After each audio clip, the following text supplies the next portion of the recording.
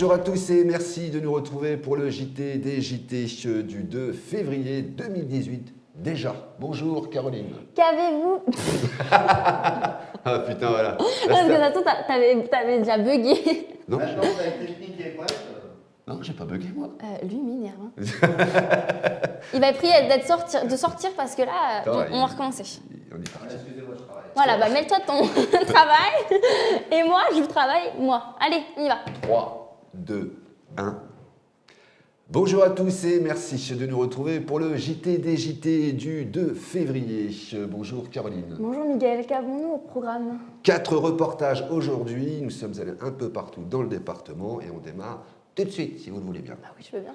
Figurez-vous que depuis plus d'un an, la zone d'activité de Savigny-sur-Clarisse accueille la société FM Logistique, des logisticiens qui sont chargés de l'exploitation de la plateforme Carrefour. À l'automne 2016, une première campagne de recrutement avait été lancée et l'hiver 2017 avait alors permis, tout au long de la montée en activité de la plateforme, le recrutement de 300 collaborateurs. Le jeudi 1er février, une nouvelle journée de recrutement fut organisée sur la commune de Savigny-sur-Clarisse par la communauté de communes du Gâtinais en Bourgogne, mais également en partenariat avec le Pôle emploi de Sens et de Montargis, ainsi que la mission locale du Sénonais. On regarde le reportage de Yann Johnson et Caroline Chaboteau. L'objectif de cette journée fut de permettre de conforter les emplois de caristes en prestations logistiques de la société FM Logistique, logisticien situé sur la zone d'activité de Savigny-sur-Clarisse, à proximité immédiate de l'échangeur de Courtenay. Ainsi, les personnes en recherche d'emploi se sont vues présenter à la société FM Logistique et une cinquantaine de postes à pourvoir. Par ailleurs, ils ont pu s'entretenir individuellement avec les conseillers d'FM Logistique.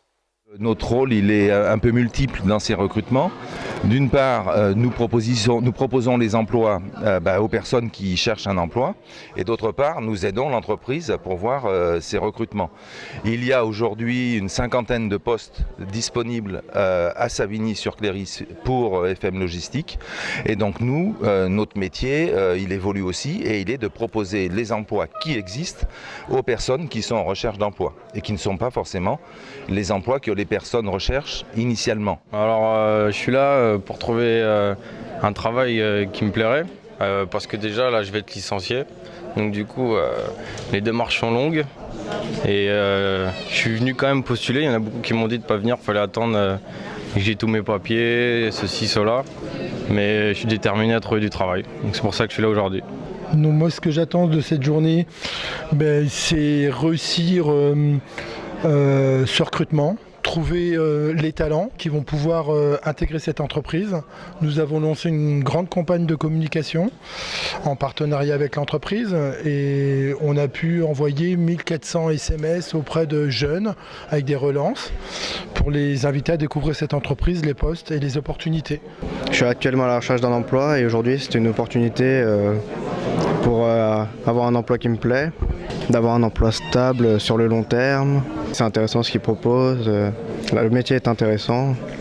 Donc nous on accompagne FM Logistique depuis près d'un an au démarrage de son recrutement et donc aujourd'hui on accompagne notamment avec les partenaires de l'emploi sur les pré-recrutements pour les postes de caristes en logistique. Alors PEPS c'est le regroupement entre la mission locale et l'association donc du Pli du Sénonais, puisqu'il était porté par deux associations différentes. Aujourd'hui depuis le 1er janvier c'est une seule association PEPS qui porte les différents dispositifs, donc on peut à la fois accompagner les publics jeunes au niveau de la mission locale et également les publics adultes sur le Pli.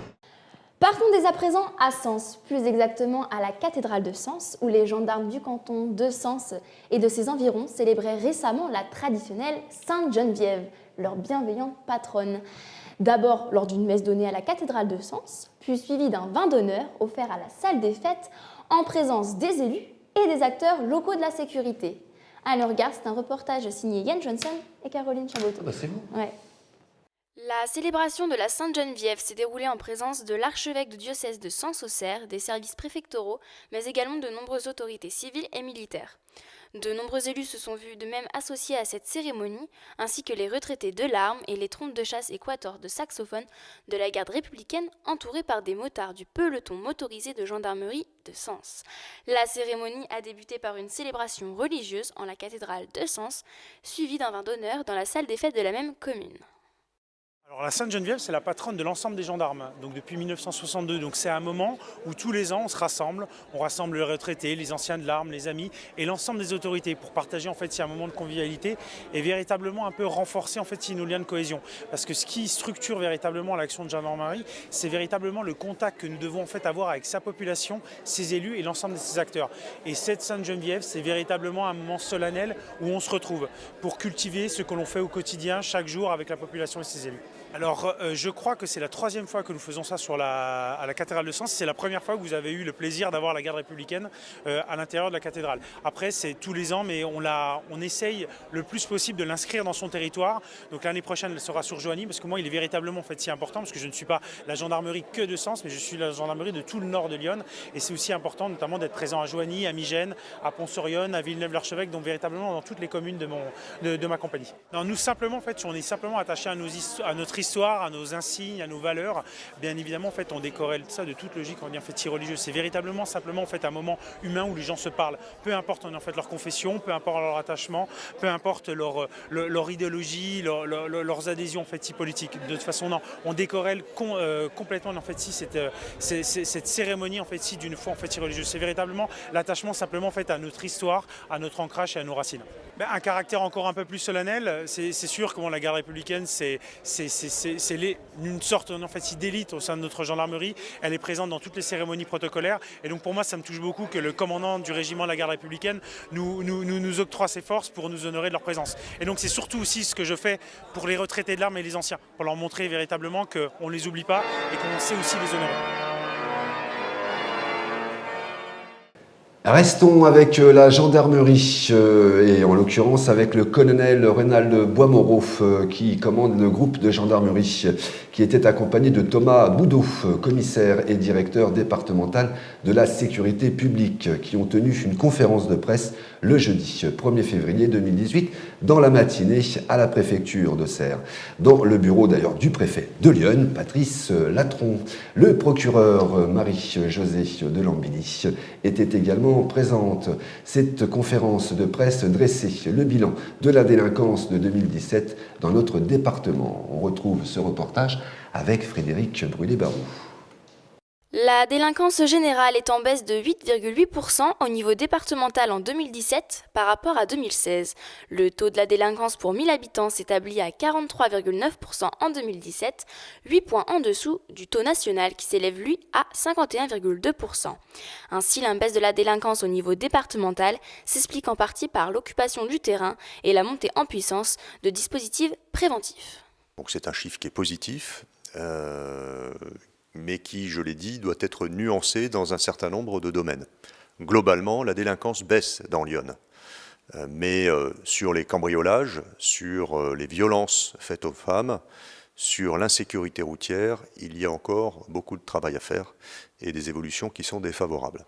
J'ai eu l'occasion d'annoncer la mise en œuvre dès maintenant d'un plan anti-cambriolage qui verra l'action de la police et de la gendarmerie renforcée avec la mise en œuvre d'un certain nombre de techniques ou de modes d'action qui seront revus et analysés en fonction de l'évolution des cambriolages et puis une meilleure coordination entre les deux forces, entre la gendarmerie et la police. Les policiers, les gendarmes sont d'excellents professionnels de la sécurité, ils sont formés pour réprimer la délinquance.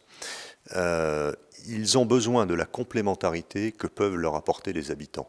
Le meilleur connaisseur d'un quartier, c'est pas le policier ou le gendarme, c'est la personne qui y vit au quotidien, qui va repérer un comportement suspect, une voiture qui passe lentement, une personne qui repasse à plusieurs reprises et qui, si elle le signale au bon moment, avant que l'acte de délinquance, le cambriolage, l'agression n'ait eu lieu, va contribuer activement à la sécurité.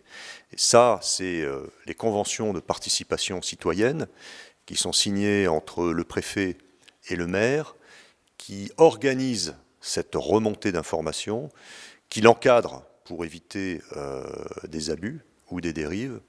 Et dans les communes de Lyon qui ont adhéré à ces conventions de participation citoyenne, 70% des communes qui ont signé ont vu le nombre des cambriolages baisser significativement. Dernier point de cette introduction en chiffres, on vit bien dans le département de Lyon, ça vous le savez, et j'affirme qu'on vit en sécurité. Avant de refermer ce JT, dites-moi ce que vous faites le 26 mai 2018 précisément. 26 mai, donc ça veut dire que c'est pas la Saint-Valentin, parce que c'est passé. Bah rien, Caroline, rien, je suis à votre disposition. Eh bien, bloquez cette date dans votre agenda, mais pas pour moi. Et venez vous éclater en Bourgogne en participant au 12e Raid Sénon Aventure. Ah, c'est bien ça. Ouais, je l'ai fait l'an dernier, c'était top. Ouais, bah, il s'agit d'un raid multisport en binôme, très convivial, ouvert aux novices ou expérimentés, Absolument. avec un parcours inédit à chaque fois au sein de notre belle région sénonaise. Ouais. Allez, Jacques Sellier, président du Raid Sénon Aventure, est venu vous en parler, je crois. Absolument, c'est Frédéric qui était présent, qui a recueilli son témoignage sur ce Raid Sénon. Super truc. On regarde le reportage ? Allez, regarde. Sur les 3 dernières éditions, 80% étaient des récidivistes et le Raid Sénon Aventure les remercie pour leur confiance. Pour la 12e édition, au menu du jour, une succession d'épreuves est prévue, telles que du VTT, trail, back and run et des épreuves surprises. Et nouveau, en 2018, le canoë biplace. Comme chaque année, il propose un parcours évolutif entre 50 et 85 km selon les options choisies, ce qui permet à tous, quel que soit son niveau, de participer et s'amuser en faisant du sport nature. Donc, le Raid Sénon est la 12e édition.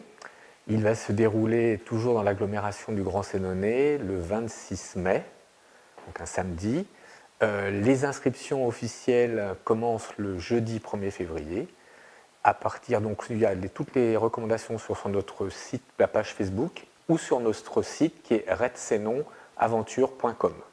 Donc là, toute la démarche à suivre est faite pour s'inscrire. Ce raid se fait à partir de 16 ans, accompagné d'un adulte, par équipe de 2. Ça se déroule sur toute la journée, avec des parcours évoluant entre 50 et 85 km selon la forme. Cette année, une grande nouveauté officielle, on va faire une épreuve de kayak biplace. Le principe du Raid Sénon étant à chaque fois de faire découvrir aux concurrents les parcours du raid au cours de l'évolution de la journée. Les parcours restent secrets jusqu'à la fin de l'édition. Alors l'année dernière, nous avons eu 84 équipes de 2. Cette année, on a fait une nouveauté, on a créé un challenge inter-entreprise afin d'essayer de promouvoir le sport des entreprises du Grand Sénonais et même au-delà. Pour l'instant, les réponses des entreprises, il y en a quelques-unes. Le Raid Sénon Aventure est certes un challenge sportif, mais la convivialité et la bonne humeur sont les maîtres mots pour cette journée et que ce soit un super souvenir. Ouais. Et beaucoup d'humour. Et beaucoup d'humour surtout, ça compte. Dites, pendant que vous êtes en train justement de parler de sorties d'aventure, est-ce que vous avez quelques idées de sorties pour ce week-end ? Bah, bien sûr, vous me connaissez, je suis très cinéphile. Oui, c'est pas faux. Oui. Donc, il faut arrêter d'en regarder autant. Ouais, mais là, c'est impossible. Les Tuches 3, ça vient de sortir et c'est un super film. Donc, ceux qui ont déjà suivi le 1 et le 2, c'est obligé d'aller voir le 3. Ils seront à l'Élysée. Voilà. Je vous propose un samedi après-midi. Oui. Alors, aux horaires, donc, il y a 14h, 16h, 18h, 20h et 22h. Donc, il y a vraiment au cinéma Confluence de Sens. D'accord. Donc, il y a vraiment une large palette d'horaires de choix. Donc, venez. Bah, moi, je vais y aller samedi soir. Moi. À quelle heure ? 20h. D'accord. Ça me paraît pas mal, ça. C'est pas mal. Et vous, Miguel, alors, qu'est-ce que vous avez à me proposer ? Écoutez, Caroline, est-ce que vous aimez le blues ? J'ai jamais eu l'occasion d'aller écouter le blues. C'est vrai, il faut absolument découvrir cette musique parce que figurez-vous que l'association Red and Blues vous propose de nombreuses rencontres et animations dédiées au blues durant tout le week-end. Et au programme, figurez-vous que samedi 3 février de 15h à 17h, rencontres, débats et dédicaces avec le duo d'artistes Mezzo qui est dessinateur et Jean-Michel Dupont qui est scénariste de Love in Verne. Et on les retrouve à Rozoy. À la salle des fêtes de Rozoy, bien sûr, et c'est pas fini parce que à 21h, concert par Cisco Erzat, c'est sa blues de source, c'est le titre. Un voyage compté et aux musiques de ressources blues, etc. Enfin bref, une bonne idée de sortie en famille, vraiment, il faut y aller. C'est samedi, là, qui arrive, à partir de 15h pour les débats et 21h pour le concert. Donc on peut faire peut-être les tuches avant et puis après aller à Rozoy. Tout à fait, voilà, séance de 19h pour les tuches et ça. hop, 21h concert à Rozoy. Ben voilà Caroline, c'est la fin de ce JT. On se retrouve la semaine prochaine pour un prochain JT. Ouais, avec beaucoup d'actualités là. Beaucoup d'actualités, oui, ça va être très riche la semaine prochaine. En attendant, qu'est-ce qu'on fait en attendant? Et ben on va sur Comme TV et on regarde toutes les rubriques. De la télé.fr, la télé de Lyon.fr. Ciao Caroline. Ciao, bye bye tout le monde. Bye, ciao.